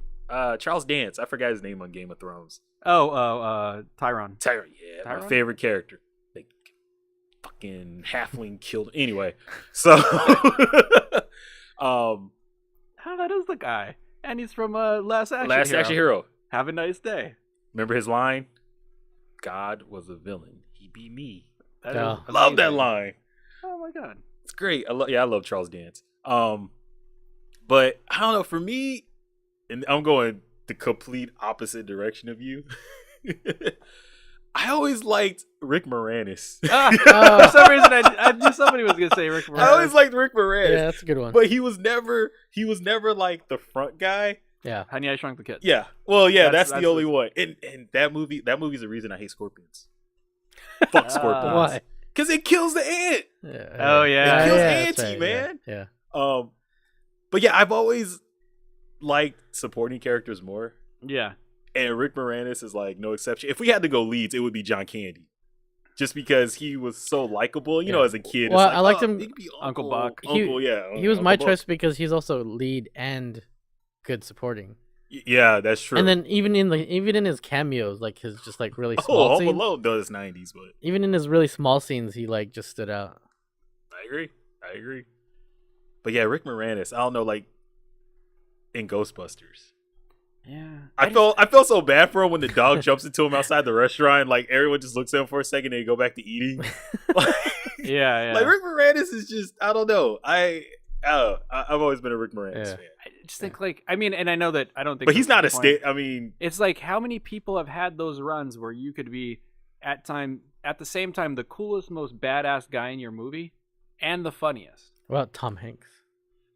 I think Tom Hanks is another one. But I mean, if from what you just laid out, yeah, that's Eddie Murphy, and I would say if you take action out of the equation, I think Bill Murray. I think Bill Murray was the guy that no one ever got over on Yeah. in the 80s. I think him and Eddie Murphy were those characters. Yeah. Maybe even Chevy. Well, no, because Chevy Chase as the Griswolds, he was kind of He was a buffoon. he was kind of yeah. oblivious. That's funny. But I feel like those two, which is, it kind of makes me wonder because you know that Eddie Murphy was originally supposed to be in Ghostbusters. Was he? Yeah, Who was you didn't know supposed that? to be? He was supposed to be Winston. Really? Yeah. Oh, wow. You didn't know that? That's completely different. It's a movie. completely different film. And it's like, Holy shit. I don't know if it would have been a different movie. It probably would have made way more money. Probably be a lot more Winston scenes in the movie. It would have a lot more Winston scenes. But how would it work? Like wouldn't- I Eddie don't- Murphy and Bill Murray at their peaks in the same film. Yeah. How would that work? Like, who wins that? Yeah. That's LeBron. Well, no, LeBron doesn't. That's Kobe and Jordan Yeah. in Yeah. their prime on the Wow. same team. Like, who gets the ball? Yeah. Yeah. That's tough. So yeah, Yeah, that's one of those a in different a, movie. yeah, in an alternate reality. I'd like to see that movie. And what's 84, right? So he's pretty big by then. Like by Well- 84, he's done Beverly Hills Cop.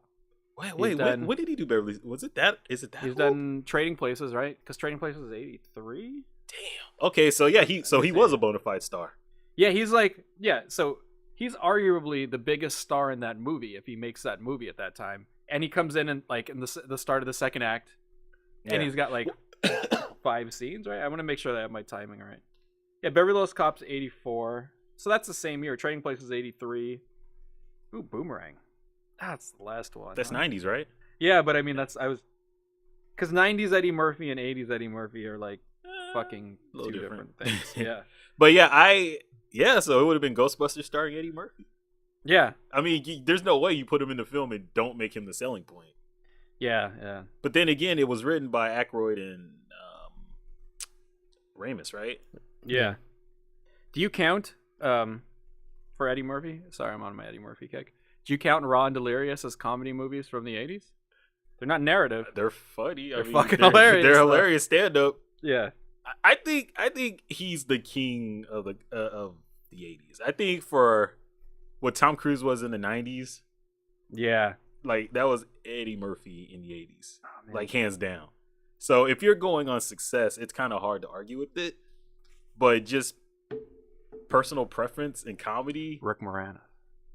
well, I mean, there are a lot of people funnier, but as a kid, I guess I'm looking at it as through my 80s sans eyes. Yeah. And I liked, I don't know, because as a kid, I was a happy kid. I wasn't that edgy, blah blah blah. I just Yeah. I liked John Candy because he was just funny, and Yeah. it wasn't like well, I guess it did go over my head a lot of the comedy, but I felt like I understood a lot of it. Like Eddie Murphy stuff went over my head as a kid. Bill Right, Murray yeah, stuff went yeah. over my head. Like I could watch The Great Outdoors, I could watch Summer Rental, and get most of it, or I thought. Yeah, and I'd have to agree with you there because Yeah. I'm sure that my appreciation for Eddie Murphy and his movies probably happened more in the 90s than it did in the 80s. You know, like Yeah. understanding, Yeah. like getting my parents to allow me to watch some of those movies. They weren't that bad, but I should have looked up some B movie actors because I watched so many, like when you brought up Hard Bodies, and I watched so many of those films, dude. And there were certain, like if you watch enough of those films, you notice certain actors, yeah, like yeah. with the action movies, like Wings Hauser. I don't know if you know Wings Hauser. No. Like Yeah. Wings Hauser from like the 80s action film. Like I'd they probably were, know him if I saw him. oh yeah, he's awesome. Who's the awesome. guy? Who's the guy in Vice Versa? The old Judge Reinhold? Judge Reinhold? Like, wasn't he in a bunch of stuff? He was in Beverly Hills Cop. He's Billy Rosewood. He was in he was a thing for like 5 minutes. Billy. Billy Rosewood, Taggart's partner. So there's the two. Wait, what actor did you say? Judge Reinhold. Oh, the dude from where the hot chick gets out the pool. Yes, he is in Fast Times at Ridgemont Fast High. Times, thank you. Also an 80s comedy. Yeah, did not get mentioned until now. Yeah. Because when Phoebe Cates got out that pool, that was not a laughing matter. That's why. So that's true. That's true. Oh man. That and Caddyshack are like that too. Like, oh yeah, of course. Yeah.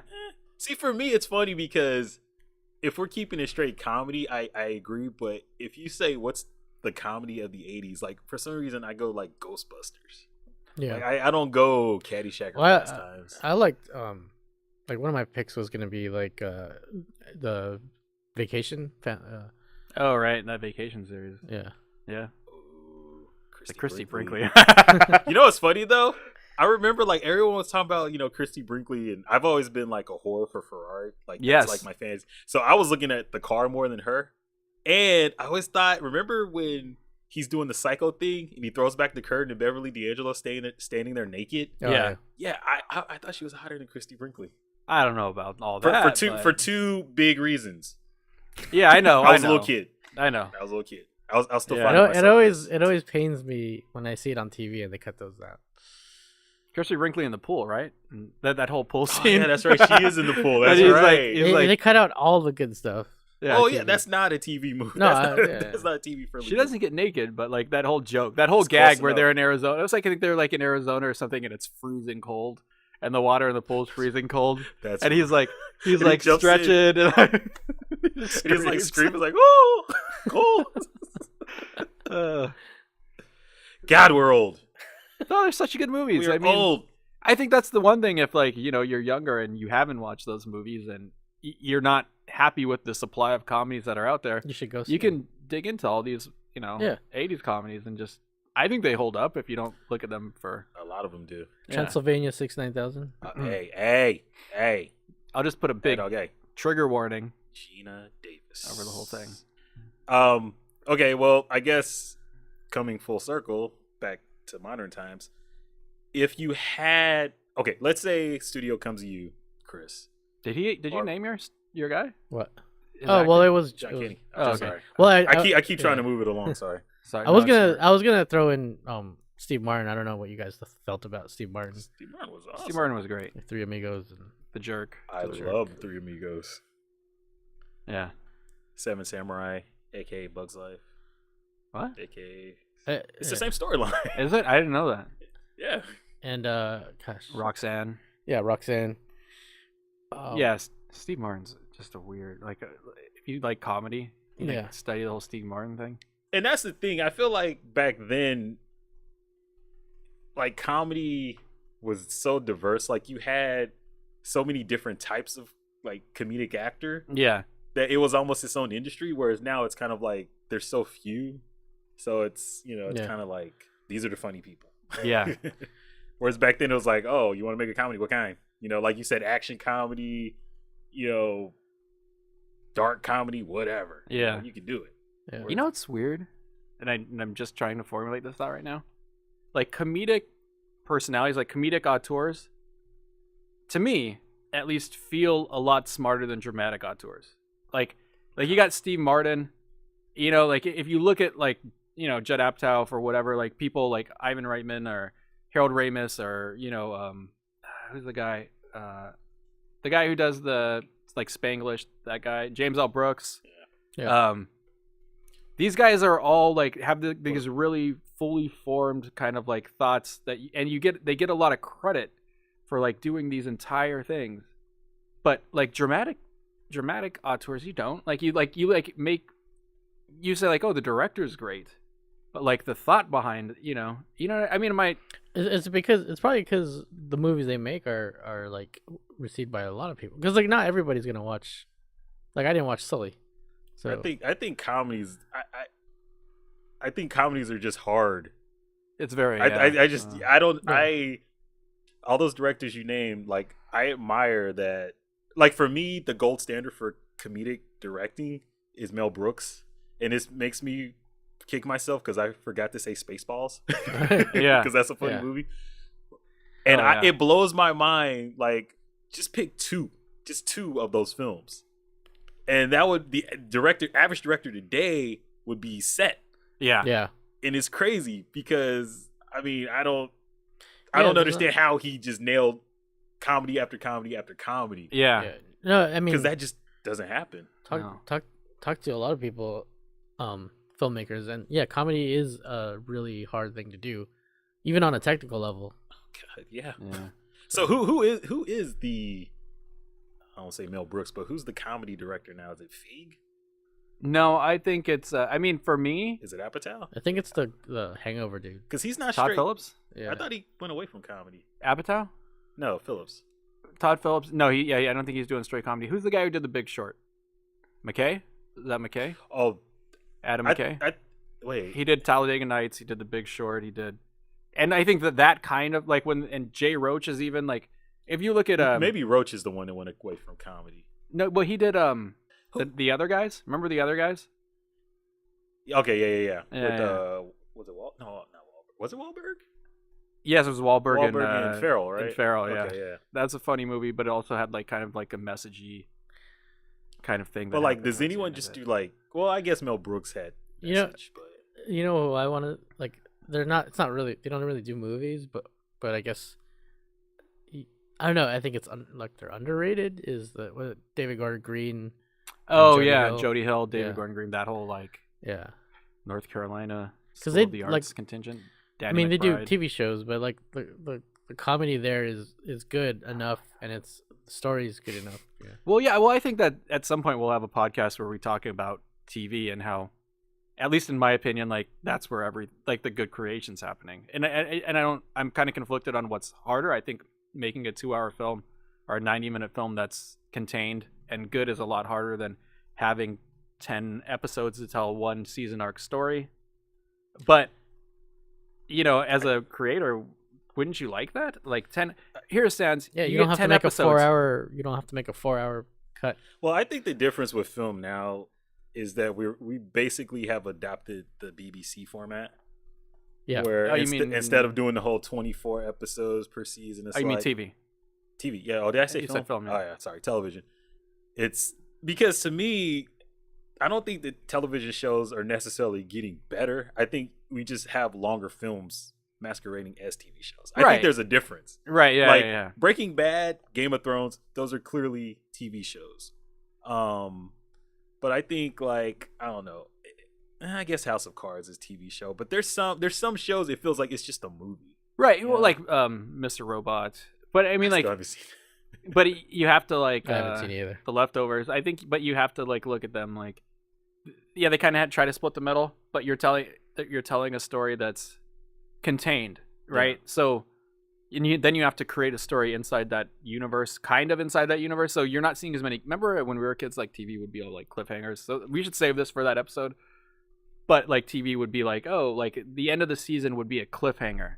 Then you'd wait 4 months, and then 4 months later you'd find out Dr. what Sam happened. Beckett never made it home. Bastards. Yeah, I mean, so I think we could talk about that another time, but maybe we should wrap this one up. Sure. Wrap it up, B. Yeah. So I have one final question. yes. If I won't say if you can make it, but of all the 80s comedies you could think of, which one off the top of your head do you think would have the best chance of succeeding today? That would be as big of a hit today as it was back then, or would be a bigger hit today than it was back then? Is this without the nostalgia? Because like I think a lot of nostalgia will carry it over. I don't think that you can. In a Like- perfect world, yes, but would you got to bring the nostalgia. Would you bring the plot back, or like would it be like, oh, we're remaking this movie? Either way, just can't think of one. No, I think if you release The Great Outdoors today, I think you could update it. And if you had two really strong comedic actors like Aykroyd and Candy at that point in their careers, and you had a story about, because it's like a story about two families that get together that are kind of like opposites, Yeah. kind of like, and you know, you have the kids, so you'd have tablets and stuff like that. You could still have the food challenge, but somebody could be like streaming it on Facebook Live or something. I think the comedy in that movie works like I'm really well. laughing at He's this already written idea. it. He's already written it. But you know what I mean? Like, No, I you could. get it. I Yeah. think that movie would work now. Just don't get Ralphie to star in it or Fluffy. Ralphie May? Yeah. No, I said you need two good comedic actors at the heights of their power. John Candy wasn't funny because Like was you fat. get Jonah Hill to play the funny. John Candy role, maybe like big Jonah Hill. Like you got to eat some more Jonah Hill. So and not then- not Moneyball. Not Moneyball Jonah Hill. You know, yeah. Wow. No, Moneyball Jonah Hill. Oh, was it? Not Wolf of Wall Street Jonah I don't Hill? think Oh yeah. there is no equal to John Candy right now, is there? Yeah. No. No. There you go. I think Dan Aykroyd's character should be played by Matthew McConaughey. Wow. I could see it actually. I could actually see it. Can he pull off the comedy though? Oh, Matthew McConaughey? I mean, like Well, not you ha- ironically. well, you have to remember Dan Aykroyd's character though. He played the yuppie. Yeah. He Yeah. played but there was also like, I don't think he was necessarily trying to be funny. Yeah. He was just an asshole. but no, yeah, I know he played the asshole because remember like at the Grizzle and Fat scene where he's like, if you throw in some hats for the kids, Yeah. I'll fucking make sure that he does it. And then smash cut to like them walking out with hats and like John Candy's like walking out in a food coma. I mean, he was funny in Tropic Thunder. Yeah. Oh, Matthew McConaughey. Yeah, that's Funny as hell true. in Tropic Thunder. Yeah. Yeah, I'll buy it. I'd probably watch that. Okay, mine's is. God, I feel like I shouldn't even say this. I should come up with another one because I felt like Ghostbusters was the one.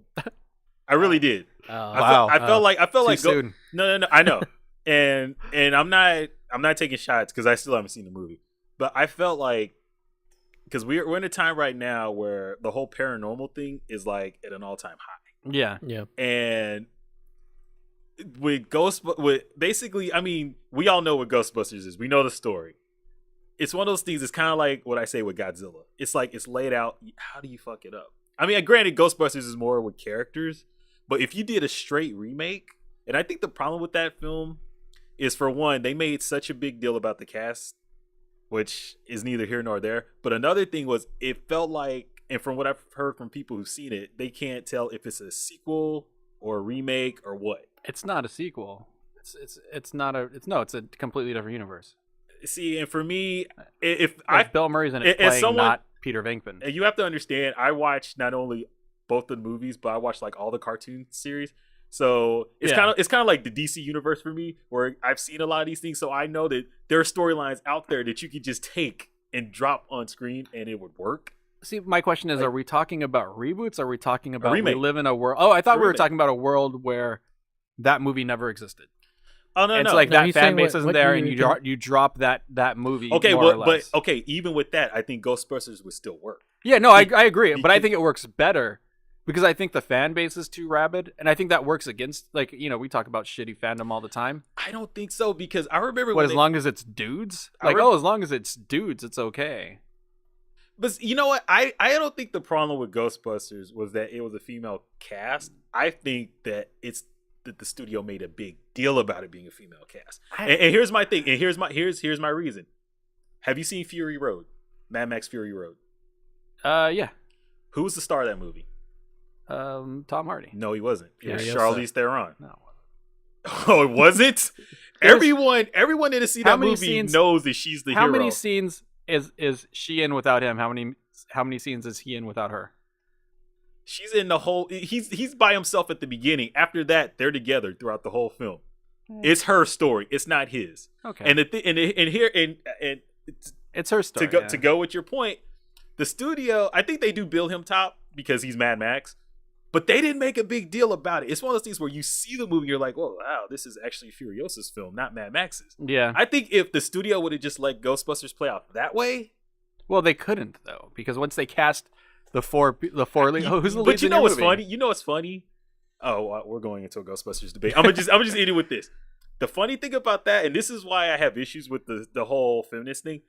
No one bitched about it being an all-female cast.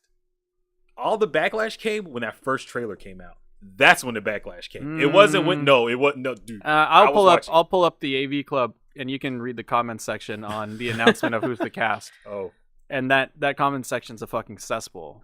damn. I mean, maybe not that one, but edit that out, Ray. I want to be right. Okay. Edit it out, and if I did a Ghostbusters remake, it would be great. It would be fab. It would be a big, It'd be the best. beautiful, strong. I think film. people were just like, Melissa McCarthy's not funny. Like, you just got a lot of that. Like, oh, she's not funny. Well, oh, she's not funny. I don't know what to tell you. I think she's funny. Yeah. Honestly, Fine. I haven't seen the film, but I can see the film working with that cast. I guess my thing is I always start with the writer, then the director, then the cast. That's just the way I go. Because if you have a shitty story, you're gonna have a shitty film. Yeah. If you have a good story with a shitty director, you're gonna have a shitty film. Yeah. So I just think it works if it's not a reboot. Like, if it's like the first, if That we're makes gonna more sense. live in a world without a Ghostbusters, You're and we right. release a movie about 4 women that are paranormal, like 4 comedians or whatever, you know. And I think they should have used Rose Byrne at some point because I love Rose Byrne. she's in there. No, they should have. Because I love Rose She would be a Byrne, good comedic Egon. actress. Yeah, She would be. Yeah, Should I be- can see yeah. that. Yeah. should be a good thing. You're right. I agree with you. I think if Ghostbusters was something new today, it would be a bigger hit. But here's the flip side to that, because Ghostbusters was kind of, again, it was Dan Aykroyd's idea, and he fleshed it out with Harold Ramis. So in today's world, I feel like Ghostbusters would have been done by the whole Apatow crew. Sure. Yeah. I feel like that type of movie has to come from So there'd be a man breakup scene in it. I wouldn't be against seeing them do a Ghostbusters, honestly. As long as Paul Rudd's in it, as long as he's Peter Venkman, I'm good. Ooh. What was that? Yeah, you like that, don't you? Rogan as Aykroyd. What was that bromance movie? Which one? Oh, I Love You, Man. Yeah. Hate that movie. Also on HBO Go right now. That movie. I don't know why that movie Why? bothers me. I don't You know. don't like slapping the bass? Jobin? Yeah. Like, it's so funny because I really wanted to. Like, I was excited to watch that movie. Like 5 minutes in, I was just angry. I don't know why. I was just angry. It's because they take all the beats from a romantic comedy and slap it onto a movie with 2 guys. Is it? Oh, yeah. Maybe you gotta rewatch it. Try to rewatch. I'm up to it. All right. I don't hate Judd Apatow's stuff. I know he didn't direct that. I like Paul Rudd. I love Paul Rudd. He went to KU, and he was in Clueless. It wasn't Clueless. Yeah. Yeah. Okay, we've run out of steam. No, Ray, what do you got? What? What do you got? Oh, a remake? Yeah. Well, yeah, remake. Say Gremlins. Oh. I'm joking. It's not a comedy. Gosh, I don't know. Say Star Wars. I mean, they're already remaking Police Academy. So. What? What? Wait, what? Are you serious? Yeah, it's supposed to be. Is it the cast of This Is the End? I don't know. I hope so. Then it won't work. I can see that. Wow. How about Fast Times at Ridgemont High? Probably. I don't know. Like, I guess any high school comedy could probably be done. But Fast Times at Ridgemont High is more dramatic. There's dramatic moments in it. It's funny and then dramatic and then funny and then dramatic. Look at the humor of this woman getting an abortion. Oh yeah, right. There you go. Yeah. Crickets. Which you got, Ray? What? Anything? Yeah. Golden Child? How would Beverly Hills Cop do as a remake? It would do fine. Who would be Axel?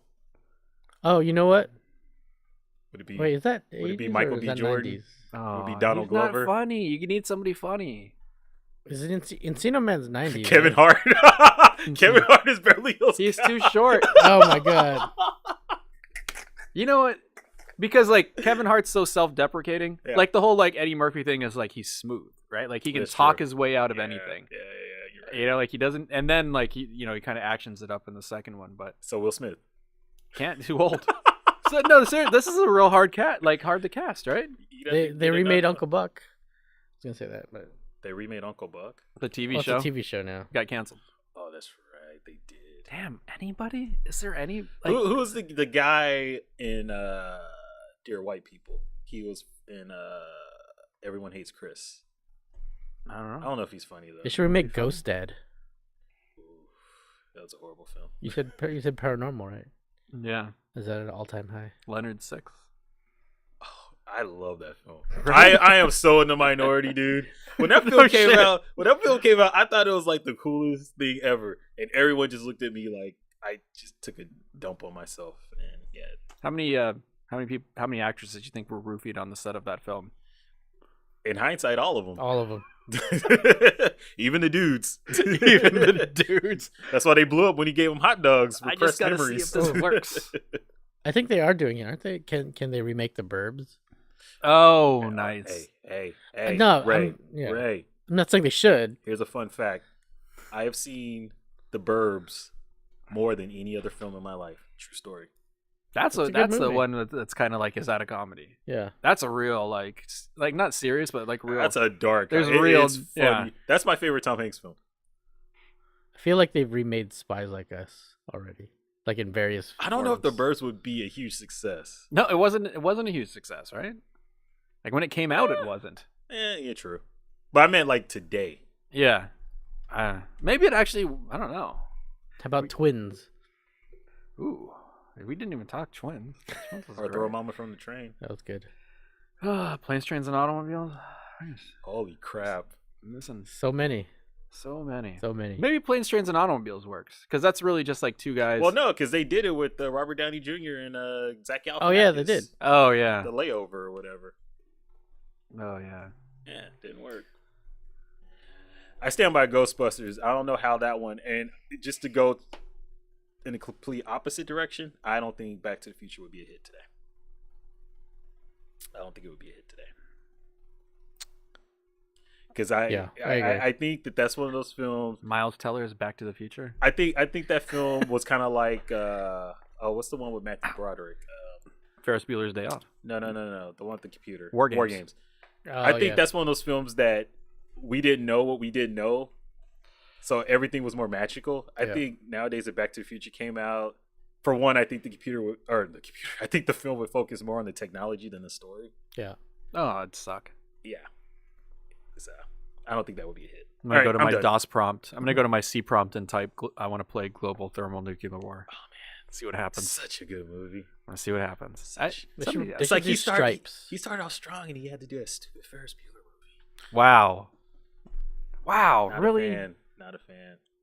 Actually, I don't hate the film. I hate Ferris Bueller. We'll talk about this later. Yeah. Maybe they should remake Stripes. Chris Knight is cooler than Ferris Bueller. Of course Marty he is. McFly is cooler than Ferris Bueller. Marty McFly is cooler than Ferris Bueller.